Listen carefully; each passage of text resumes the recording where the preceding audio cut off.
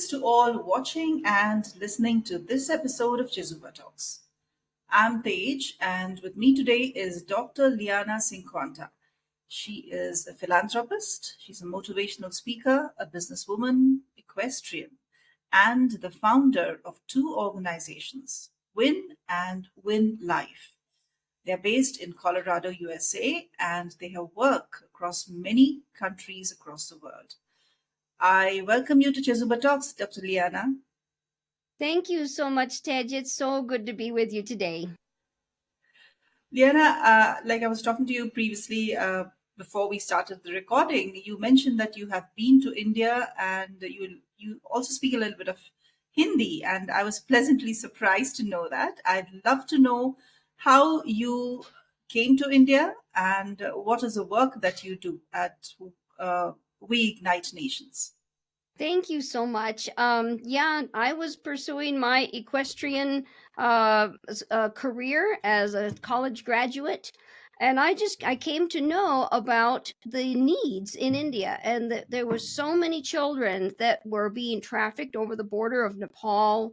I knew there was a great need in the area of poverty alleviation, and but that was just something very heavy on my heart that came into my situation, and I realized I had to do something to bring hope to those children that had nothing.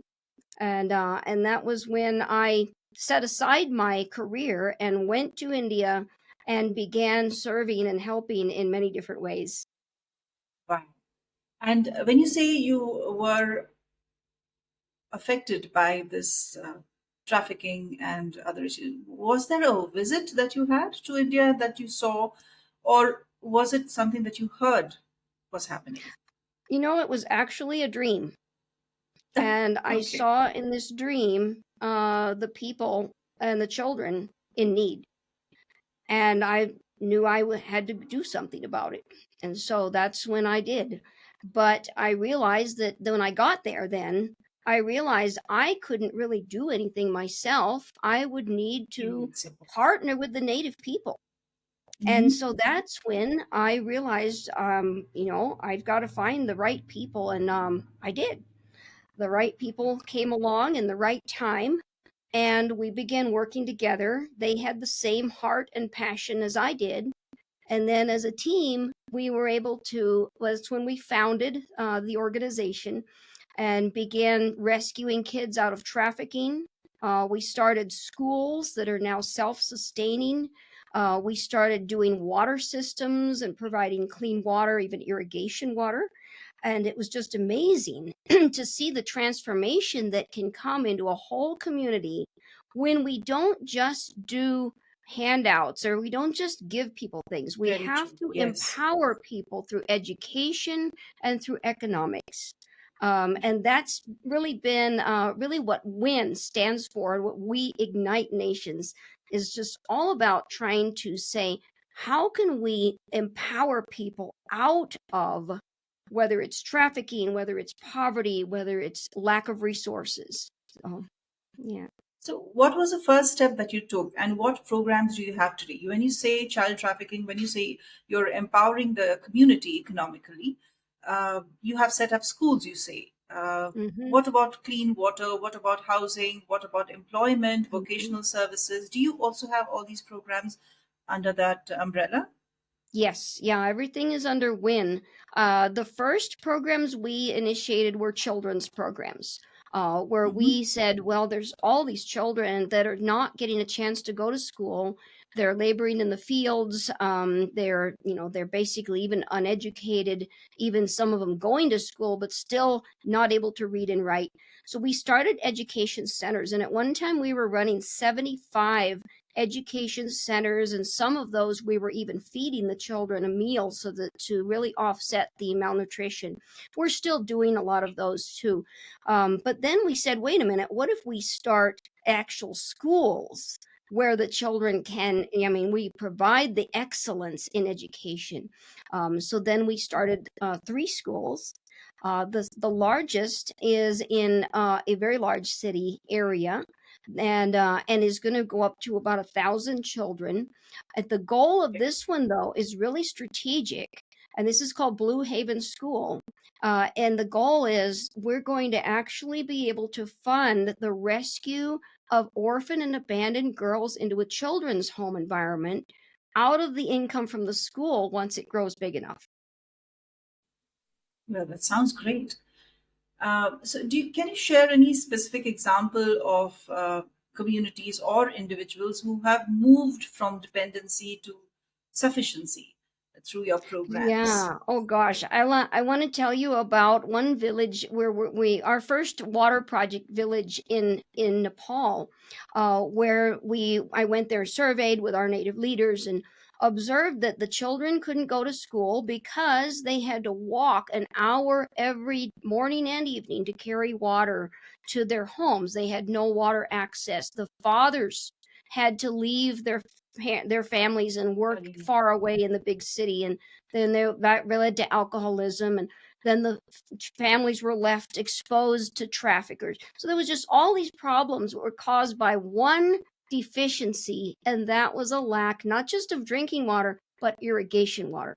And so we developed a system, raised the funds, but then we talked to the village chief, and we worked with the village itself and said, hey, you're going to do the labor for this. Nothing free, okay? What can Yeah. you contribute? Then there's ownership. See, that project, Yes. I went back a year and a half later, the whole village was transformed.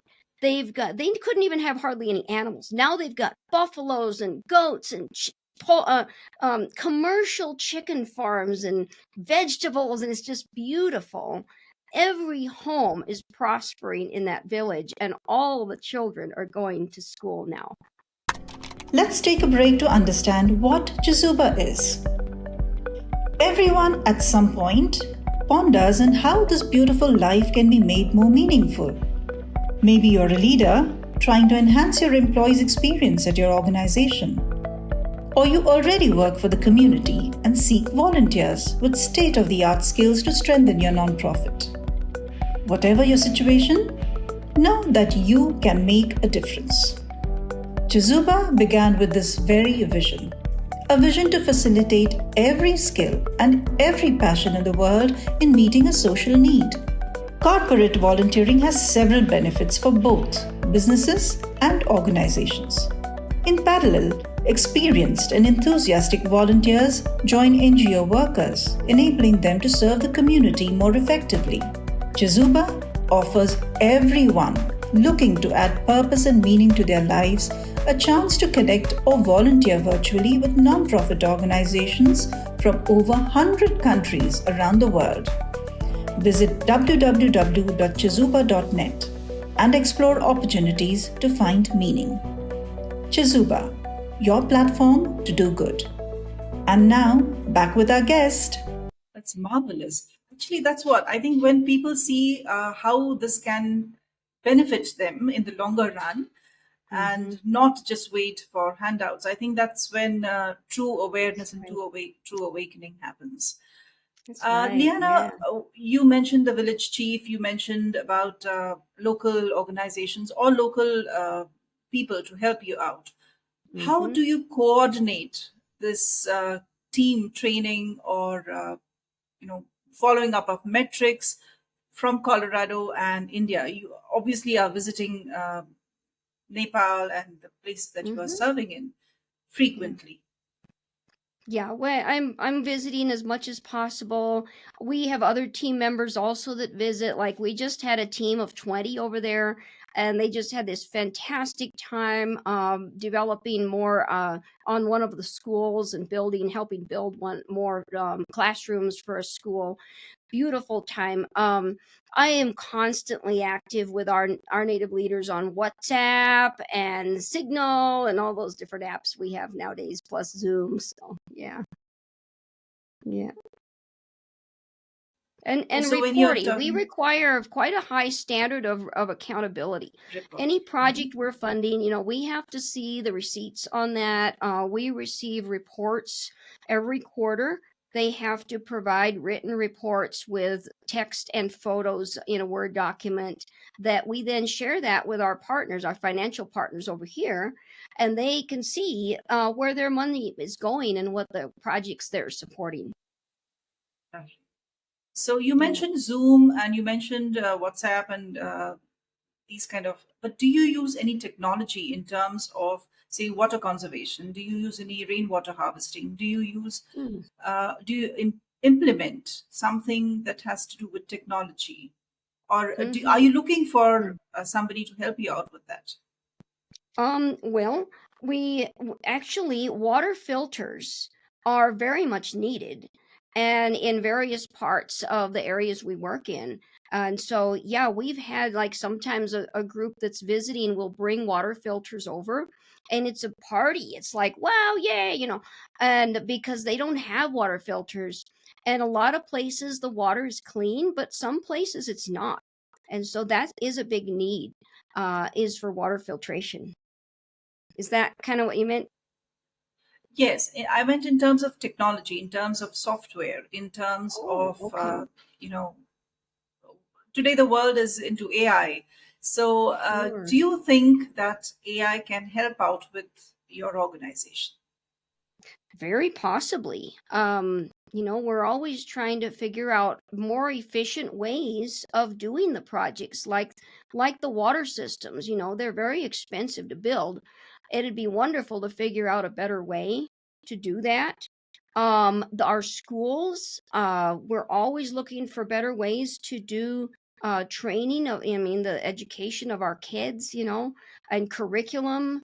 There's Everything's going digital, and so we have computer labs in our schools that use all Yes, kinds of software, and I'm sure there could be a great deal of opportunity there. yes. I think in the field of education, there's a lot of technology and there's a lot of scope in terms of Yeah. understanding. But yes, the basic needs Yeah. first. And And last in the question here. Sorry, sorry, please go in ahead. the anti-trafficking, I'm thinking, I mean, to be able to find those traffickers, because that's another big thing we do, is busting the traffickers, and rescuing the girls, partnering with the police to do that. But man, finding them and it's hard to find them. They know how to hide. Right, I don't know. That absolutely. would be great if there was a software that could help us out, right? I'm sure there is something, and people who are listening and watching this will come up with something to help you out. Leanna, Yeah. last question here. What is the biggest challenge that you face today? And what kind of support do you seek from people Hmm. Okay, thank you. outside? Yeah. I feel very strongly about the need for sustainable interventions regarding poverty and anti-trafficking. And there's so many projects out there that continue to be dependent on foreign funding for every little step, or that are just like feeding people rather than equipping them to work with their hands and to earn. And so the biggest need, is for people to understand the value of really empowering people out of poverty, of ending the trafficking, not just taking care of girls that are in it, but hey, let's get them out and let's bust the brothels, and things like that, that like solves the problem. And I know it takes more effort to solve the problem than to just do a temporary fix, but it's worth it in the long run. And so we want people to recognize what We Ignite Nations is doing is really solving problems. And when people partner with us, we can do more of that problem solving and getting real solutions and really empowering people out of the situations they're in. Very true. Very true. So, Liana, thank you very much for talking to us and sharing the wonderful work that you are doing. I would like you to share your website here, and people can go and visit it and see how they can help. Thank you so much, Tej. Our website is win.global. That's WIN dot global. And you can see all the things we do there. Thank you. Thank you so much. So, good work is something that comes from within. If somebody wants to do good work, they can. And there are so many instances in life where we meet people like Liana who who genuinely care and want to make a difference to the lives of people. See you all again in the next episode. Till then, goodbye.